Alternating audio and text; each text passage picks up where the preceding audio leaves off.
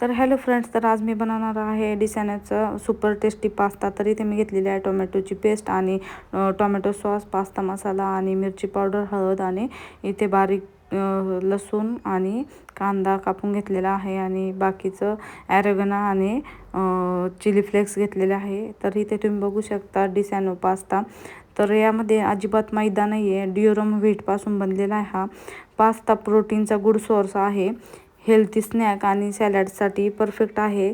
सगळ्यात खास म्हणजे यामध्ये ना 0 कोलेस्ट्रॉल आहे, ट्रान्स फॅट फ्री आहे आणि अजिबात यामध्ये आर्टिफिशियल कलर किंवा फ्लेवर काही ॲड केलेलं नाही। प्रिझर्वेटिव्ह जे असतं ते यामध्ये नाही आहे। तर हा पास्ता आहे ना 100% व्हेजिटेरियन आहे आणि याचा शेप पण तुम्ही बघितलाच असेल कसा आहे। तर खूप छान असा शेप पण आहे। आणि आता इथे मी एका पातेल्यामध्ये पाणी टाकून त्यामध्ये ना थोडंसं मीठ आणि तेल टाकलं आणि त्यामध्ये हा पास्ता डिसॅनोचा पास्ता ॲड केलेला आहे। आता तो इथे शिजला। इकडे मी टाकलेलं होतं पास्ता शिजवायला। तर आता पास्ता झालेला आहे तयार। तर मी ते तुम्हाला दाखवते कसं झालंय ते। तर आता तुम्ही इथे बघू शकता खूप छान असा पास्ता शिजलेला पण आहे आपला आणि इथे मी ते तुम्हाला दाखवत आहे ते। आणि ज्यावेळेस आपण आहे ना रेसिपी तयार करतो त्यावेळेस जो सॉस किंवा बाकी जे मसाले टाकतो तो एकदा आजपर्यंत खूप छान ऑब्झर्व पण होतं, त्यामुळे पास्ता अजून टेस्टी लागतो। आणि आता तुम्ही इथे बघू शकता मी ना थोडंसं तेल टाकून त्यामध्ये बटर टाकलेलं आहे आणि नंतर लसूण पण टाकला आणि लसूण व्यवस्थित परतून घेतला आणि मग त्यानंतर मी त्यामध्ये थोडासा कांदा ॲड केला।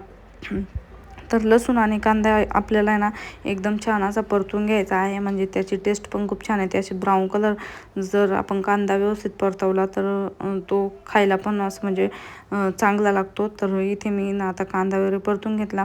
तर इथे ही आहे टोमॅटोची पेस्ट। तर मी टोमॅटोची पेस्ट आधीच बनवून घेतली होती, तर आता ती मी यामध्ये ॲड केलेली आहे आणि टोमॅटोची पेस्ट पण आपल्याला खूप छान अशी व्यवस्थित परतून घ्यायची आहे जोपर्यंत त्याला तेल सुटत नाही तोपर्यंत।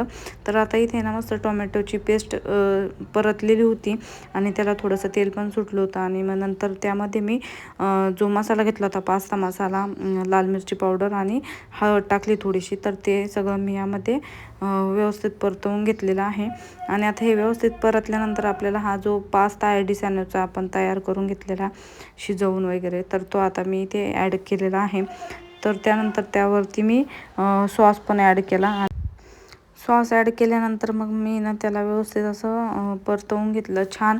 ते मसाले जोपर्यंत पास्तामध्ये जात नाही तोपर्यंत मी व्यवस्थित परतवून घेतलं त्याला। तर आता हे जे आहे चिली फ्लेक्स आणि ऑरेगॅनो तर ते वरतून मी टाकून घेतलं त्यावरती छान। आणि आता यानंतर मला यावरती टाकायचं आहे थोडासा चीज। तर चीज जास्त काही मी म्हणजे असं चांगलं म्हणजे आमच्या घरात आहे ना थोडंसं आवडतं चीज, त्यामुळे मी यामध्ये थोडंसंच चीज ॲड केलेलं आहे।